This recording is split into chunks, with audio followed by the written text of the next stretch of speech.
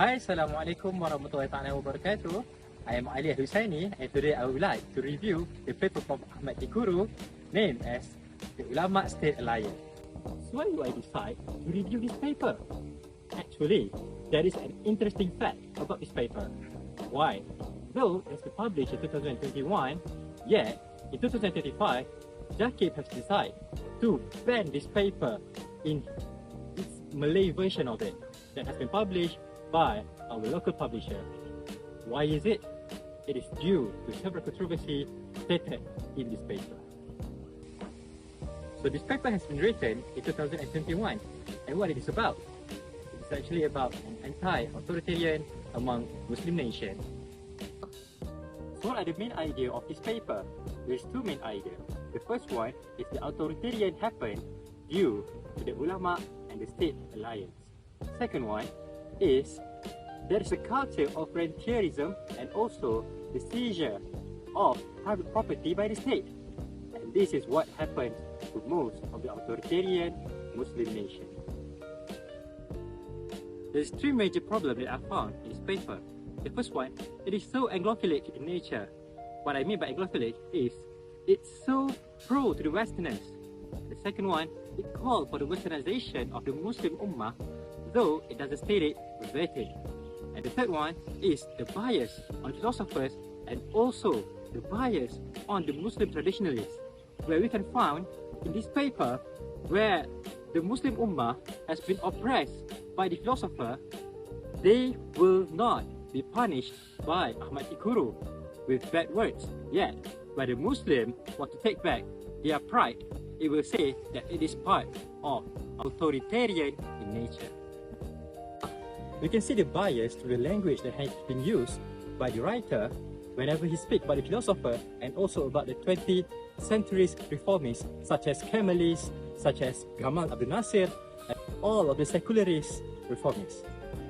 Now, what is the problem of this paper in regards of the theology? First one, they want to deny the nature of secularism in defining development.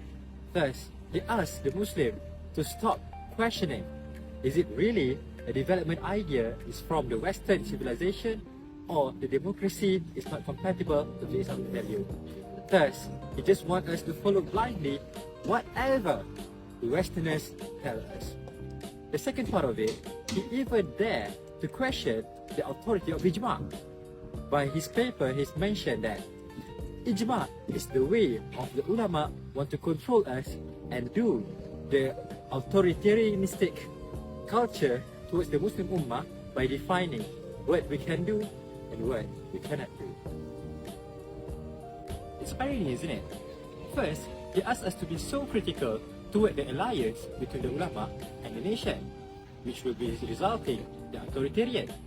Yet, when it comes to re-questioning back, re-evaluating back the Western value, he comes to be so apologetic about it.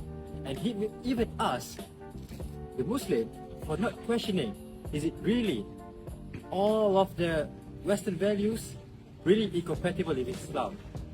And whether we really need it or not. However, by reading this paper, I find three things that he highlighted that for me is so interesting. What is it? The first one is the nature of the extensive alliance between the ulama and the state that will become the source of the tyranny. He mentioned how the Umayyads have done it and how after the 11th century, most of the caliphates do the alliance just to ensure their tyranny will not be questioned by the masses. And the second one, when he mentioned about the importance of the entrepreneurship among the Muslim community that will make all of the ulama will have their own authority when they speak about the religion. This is, I find, why Imam Abu Hanifah choose to teach their student while doing the transaction by teaching how the fiqh of mu'amalat happened, how the mazhab of Ra'ayu happened, and so on and so forth. The third one is how he mentioned about the importance of fighting the culture of rentierism. I often see that the Muslim Ummah doesn't see this as a problem.